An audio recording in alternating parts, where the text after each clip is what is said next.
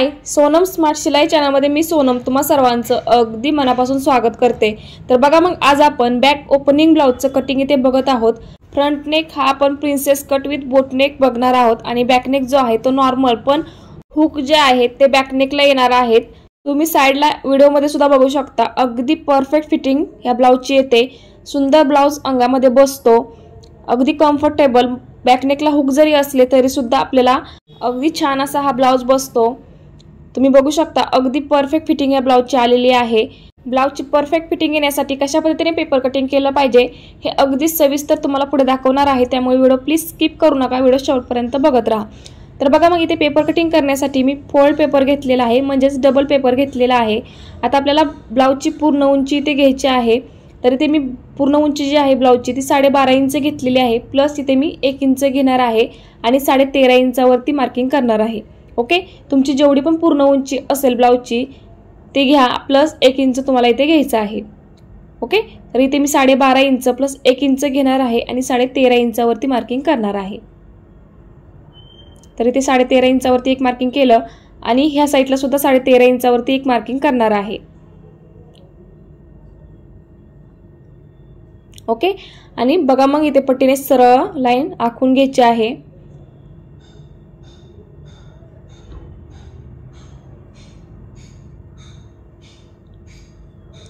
आता एक्स्ट्रा जो पेपर आहे तो लगेच कट करून घेऊया, म्हणजे आपल्याला बाकीची मापे टाकायला सोपं जाईल। व्यवस्थित लक्षपूर्वक तुम्हाला व्हिडिओ बघायचा आहे, तरच तुम्हाला व्यवस्थित समजणार आहे। तर बघा मग इथे मी पेपर एक्स्ट्रा जो आहे तो कट करून घेतलेला आहे। तर बघा आपण पूर्ण उंची ते टाकून घेतलेली आहे। आता आपल्याला शोल्डरचं माप टाकायचं आहे, बरोबर। आता शोल्डरचं माप कसं टाकायचं बघा, मागचा गळा डीप आहे, 10 इंच मागचा गळा मी घेणार आहे, त्यामुळे इथे शोल्डर मी 5 इंच टाकणार आहे। ओके, आता यानंतर आपल्याला शोल्डर पट्टीचं माप टाकून घ्यायचं आहे। तर 2.5 इंच शोल्डर पट्टी प्लस अर्धा इंच शिलाई मार्जिन मी घेतलेला आहे आणि 3 इंचावरती मार्किंग केलेलं आहे। ओके, आता तिथूनच क्रॉसमध्ये आपल्याला पुढील गळ्याची उंची टाकून घ्यायची आहे। पुढील गळा आपल्याला जास्त डीप ठेवायचा नाही, त्यामुळे मी इथे 5 इंच पुढील गळा घेणार आहे। तुम्ही तुमच्या आवडीनुसार इथे गळ्याचं मार्किंग करू शकता। तर बघा मग इथे मी 5 इंचावरती मार्किंग करणार आहे। तर बघा पुढील गळ्याची उंची मी 5 इंच घेतलेली आहे। आता पुढील गळ्याची रुंदी आपल्याला इथे टाकायची आहे 2.5 इंच आणि बॉक्स तयार करून घ्यायचा आहे।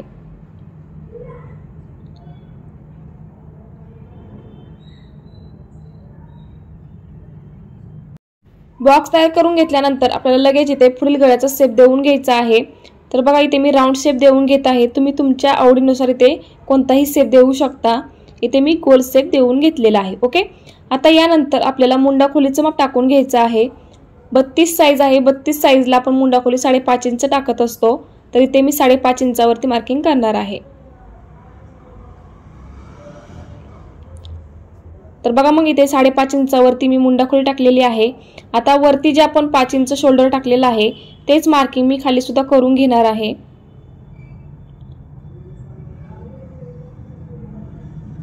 आणि बघा मग इथे पट्टीने सरळ लाईन आखून घेत आहे। आता यानंतर आपल्याला छाती घेराचं माप टाकून घ्यायचं आहे। छाती घेराचा चौथा भाग प्लस 1.5 इंच शिलाई मार्जिन आपण इथे घेत असतो। तर 32 चा चौथा भाग येतो 8 इंच, 8 चौक 32। तर 8 इंचावरती एक मार्किंग करायचं आहे, प्लस तुम्ही इथे 1.5 इंच, 2 इंच किंवा तुम्हाला हवं तेवढं इथे मार्जिन वाढवू शकता। इथे मी 2 इंच शिलाई मार्जिन घेणार आहे। आलं लक्षात। आता हे जे मुंडा खोलीचं माप आपण टाकलेलं आहे तेच माप मी ह्या साईडला सुद्धा टाकून घेणार आहे, 5.5 इंच। ओके, आणि बघा मग इथे छाती घेराची जी लाईन आहे ती सरळ आपल्याला आखून घ्यायची आहे। आता यानंतर आपल्याला कमर घेराचं माप टाकून घ्यायचं आहे। इथे मी कमर घेर 28 इंच घेतलेला आहे। 28 चा चौथा भाग येतो 7 इंच, 7 चौक 28 प्लस इथे मी 2.5 इंच घेणार आहे।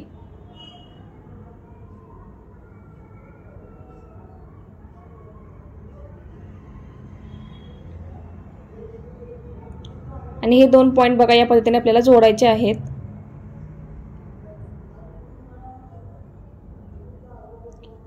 आता यानंतर आपल्याला 1-1 इंचाचं शिलाई मार्जिन इथे घ्यायचं आहे। तर बघा मग खाली 1 इंच घेतलेला आहे आणि वरती सुद्धा आपल्याला 1 इंच घ्यायचं आहे आणि पट्टीने सरळ लाईन आखून घ्यायची आहे।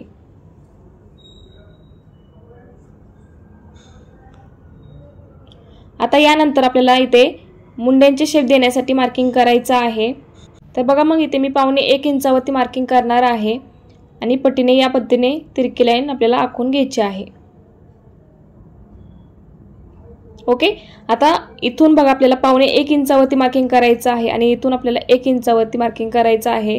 1.25 इंच हे आपल्याला पुढील मुंड्याचा शेप देण्यासाठी घ्यायचं आहे आणि 1 इंच जे आहे ते मागील मुंड्याचा शेप देण्यासाठी आपल्याला इथे घ्यायचं आहे। ओके, तर बघा मग इथे 1.25 इंच आणि इथे 1 इंच मार्किंग केलेलं आहे आणि आता आपण मुंड्यांचे शेप देऊन घेऊया। तर बघा मग या पद्धतीने मुंड्यांचे शेप देऊन घेत आहे। तर बघा मग इथे मी मुंड्यांचे शेप देऊन घेतलेले आहेत।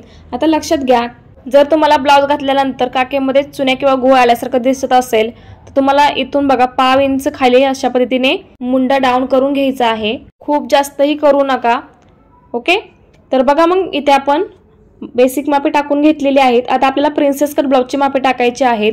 आता प्रिन्सेस कट ब्लाउजचं माप टाकायचं असेल तर पहिल्यांदा तर आपल्याला टक्स पॉईंट उंची माहिती असणं खूप गरजेचं आहे।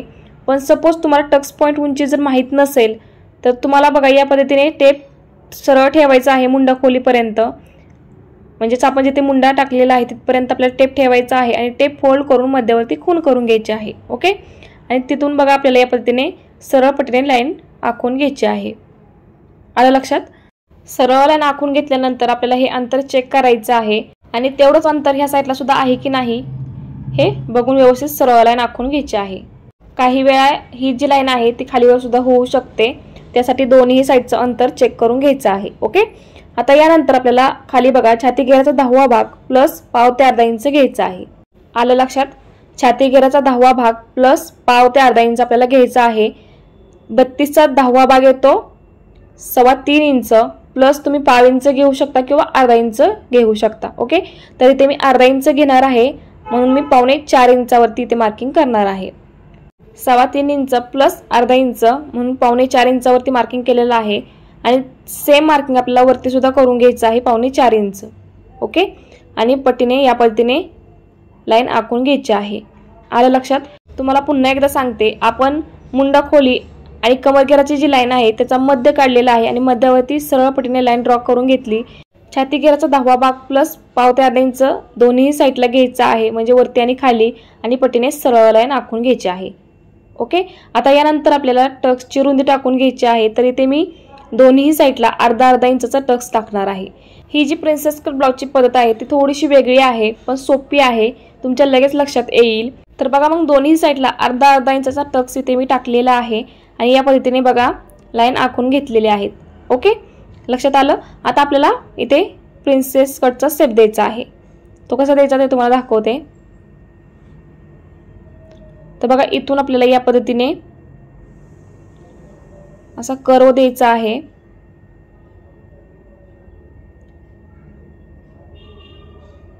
पुढील मुंड्यापर्यंत। ओके, तर बघा मग अगदी सोप्या पद्धतीने आपण इथे शेप दिलेला आहे। खाली जो आपण टक्स टाकलेला आहे तो सेम टक्स ठेवायचा आहे आपल्याला आणि वरून बघा आपल्याला या पद्धतीने फक्त प्रिन्स कटचा शेप देऊन घ्यायचा आहे, बाकी काहीही करायचं नाही। ओके, लक्षात आलं?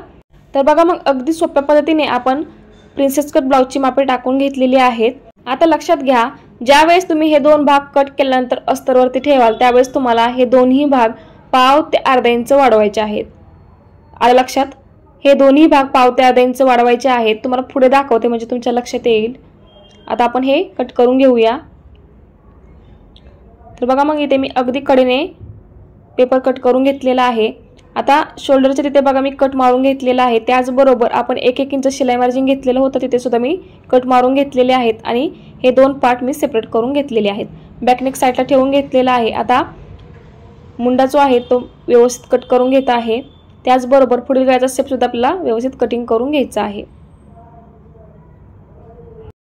आता यानंतर हे दोन पार्ट कशा पद्धतीने कटिंग करायचे आहेत ते नीट बघा।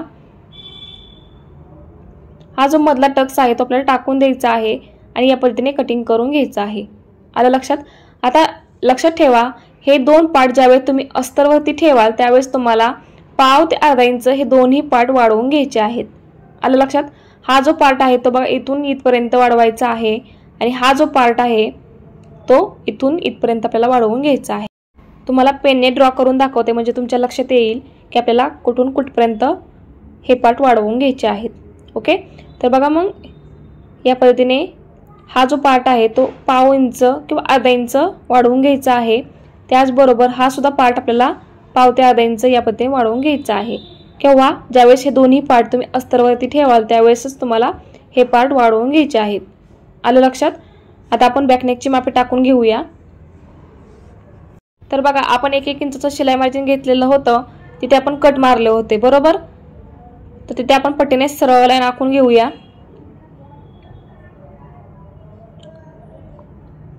आणि त्याचबरोबर आपण शोल्डरच्या तिथे सुद्धा कट मारला होता, तिथूनच आपल्याला क्रॉसमध्ये मागील गळ्याची उंची टाकून घ्यायची आहे. तर इथे मी मागील गळ्याची उंची 10 इंच घेणार आहे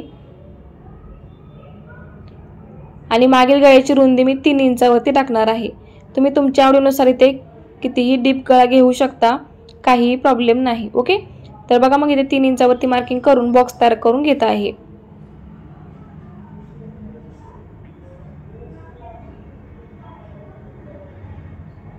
आपल्याला बॅकनेकला व्ही नेक बनवायचा आहे, त्यामुळे इथे मी व्ही शेप ड्रॉ करणार आहे.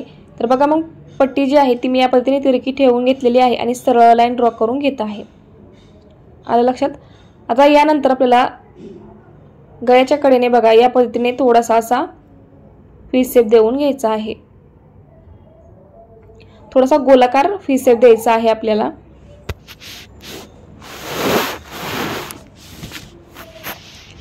आता यानंतर आपल्याला टक्सची मापे टाकून घ्यायची आहेत. तर त्यासाठी बघा टेप सरळ ठेवून घ्यायचा आहे. जे 1 इंच आपण शिलाई मार्जिन घेतलेलं आहे ते सोडून द्यायचं आहे आणि टेप फोल्ड करून मध्यावरती खूण करून घ्यायची आहे. मध्यावरती खूण करून घेतल्यानंतर तिथूनच आपल्याला वरती टक्सची उंची टाकून घ्यायची आहे आणि दोन्ही साईडला अर्धा इंचाचे टक्स आपल्याला ते टाकायचे आहेत. पुढे तुम्हाला बाहीची सुद्धा मापे टाकून दाखवणार आहे, त्यामुळे व्हिडिओ अजिबात स्किप करू नका, व्हिडिओ शेवटपर्यंत बघत राहा.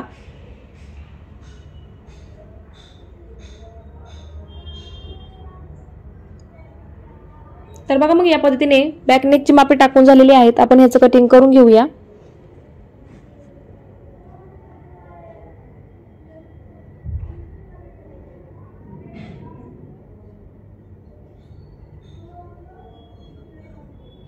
तर बघा मग बॅकनेकचं कटिंग करून झालेलं आहे. आता आपण बाहीची सुद्धा मापे टाकून घेऊया. तर बघा मग इथे मी फोल्ड पेपर घेतलेला आहे, म्हणजेच डबल पेपर घेतलेला आहे. आता आपल्याला इथे पहिल्यांदा तर बंद बाजूकडून बाहीची उंची टाकून घ्यायची आहे. तर 9.5 इंच बाहीची उंची मी घेतलेली आहे, प्लस अर्धा इंच शिलाई मार्जिन घेणार आहे, कारण आपण अस्तरच्या बाहीचं पेपर कटिंग इथे करत आहोत. तर बघा मग दोन्ही साईडला 10-10 इंचावरती मी मार्किंग केलेलं आहे आणि पट्टीने सरळ लाईन आखून घेत आहे. आता यानंतर आपल्याला बाहीची घडी टाकून घ्यायची आहे. तर बघा मग बाहीची घडी अगदी सोप्या पद्धतीने कशी काढायची असते हे तुम्हाला दाखवते. तर बघा आपण छातीगेराचा चौथा भाग प्लस 2 इंच शिलाई मार्जिन घेतलेला आहे. तर किती झालं? 10 इंच. ओके, तर 10 इंचातून आपल्याला अर्धा इंच मायनस करायचं आहे. तर किती येतं? 9.5 इंच. तर 9.5 इंच ही आपली बाहीची घडी येणार आहे. आलं लक्षात? आपण छातीगेराचा चौथा भाग प्लस 2 इंच शिलाई मार्जिन घेतलेला आहे. 8 इंच प्लस 2 इंच बरोबर 10 इंच येत आहे. मायनस अर्धा इंच करायचं, किती येतं? 9.5 इंच. तर 9.5 इंच ही आपली बाहीची घडी येणार आहे. ओके, त्यामुळे बघा वरती 9.5 इंचावरती एक मार्किंग केलं आणि खाली सुद्धा 9.5 इंचावरती एक मार्किंग करायचं आहे आणि पट्टीने सरळ लाईन ड्रॉ करून घ्यायची आहे. आता यानंतर आपल्याला कॅपफाईट टाकून घ्यायची आहे. तर कॅपफाईट कशी काढायची ते सांगते. आपण छातीगेराचा चौथा भाग प्लस 2 इंच शिलाई मार्जिन घेतलं तर किती आलं? 10 इंच. ओके, तर टेप आपल्याला या पद्धतीने तिरका ठेवून घ्यायचा आहे आणि जिथे 10 इंच येत आहे तिथे आपल्याला खूण करून घ्यायची आहे. ओके, तर बघा मग इथे 10 इंच येत आहे, तर इथे मी खूण करून घेत आहे.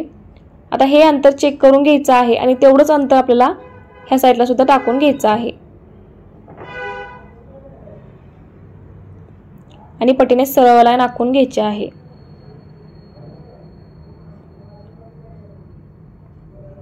आता यानंतर दंडघेराचं माप टाकून घ्यायचं आहे. दंडघेराच्या निम्मे प्लस 1.5 इंच शिलाई मार्जिन आपण इथे घेत असतो. तर इथे मी दंडघेर जो आहे तो 4.25 इंच घेतलेला आहे, प्लस 1.5 इंच शिलाई मार्जिन घेणार आहे. आणि हे जे 2 पॉइंट आहेत ते आपल्याला या पद्धतीने जोडून घ्यायचे आहेत. आता यानंतर बघा इथून आपल्याला 1 इंचावरती मार्किंग करायचं आहे. किती? 1 इंचावरती मार्किंग करायचं आहे. आणि हे 1 इंच सोडून आपल्याला या पद्धतीने टेप सरळ ठेवायचा आहे आणि टेप फोल्ड करून मध्यावरती खूण करून घ्यायची आहे. मध्यापासून बघा आपल्याला वरती सरळ पटीने लाईन आखून घ्यायची आहे. आता ही जी लाईन आखलेली आहे त्या लाईनीचे 3 समान भाग करायचे आहेत. तर बघा 1, 2 आणि 3 असे 3 समान भाग मी करून घेतलेले आहेत. आता या भागातून आपल्याला बघा मुंड्यांचे शेप देऊन घ्यायचे आहेत. तर बघा मग या पद्धतीने आपल्याला दोन्ही मुंड्यांचे शेप देऊन घ्यायचे आहेत. तुम्हाला जर अगदी परफेक्ट बाहीचं कटिंग करता येत नसेल तर चॅनलवरती खूप सारे बाही कटिंगचे व्हिडिओ मी अपलोड केलेले आहेत. अगदी सोप्या पद्धतीने आणि महत्त्वाच्या टिप्स सोबत तुम्हाला मी कटिंग दाखवलेलं आहे. त्यामुळे व्हिडिओ नक्की बघा, तुम्हाला नक्की परफेक्ट बाहीचं कटिंग करता येईल. नवीन शिकत असताना बाहीच्या रिलेटेड खूप सारे प्रॉब्लेम येत असतात, त्यामुळे नक्की जाऊन व्हिडिओ बघा, तुम्हाला नक्कीच व्हिडिओचा फायदा होईल. ओके, तर बघा मग या पद्धतीने मी शेप कट करून घेतलेला आहे. आणि बघा मग या पद्धतीने आपलं बाहीचं कटिंग करून झालेलं आहे. अगदी सोप्या पद्धतीने आपण बाहीचं कटिंग बघितलेलं आहे. त्याचबरोबर बॅकनेकची मापे आपण अगदी परफेक्ट टाकून घेतलेली आहेत. त्याचबरोबर आपण फ्रंट नेकचं सुद्धा कटिंग अगदी सोप्या पद्धतीने केलेलं आहे. ओके, तर अगदी सोपी पद्धत तुम्हाला मी दाखवलेली आहे. तर बघा मग अगदी संपूर्ण कटिंग मी तुम्हाला इथे दाखवलेलं आहे. आजचा हा व्हिडिओ तुम्हाला आवडला की नाही ते मला कमेंटमध्ये नक्की सांगा. व्हिडिओ आवडला असेल तर लाईक, शेअर आणि सबस्क्राईब नक्की करा. पुन्हा भेटूया अशीच एका छानशा व्हिडिओ सोबत. तोपर्यंत बाय. Thanks for watching.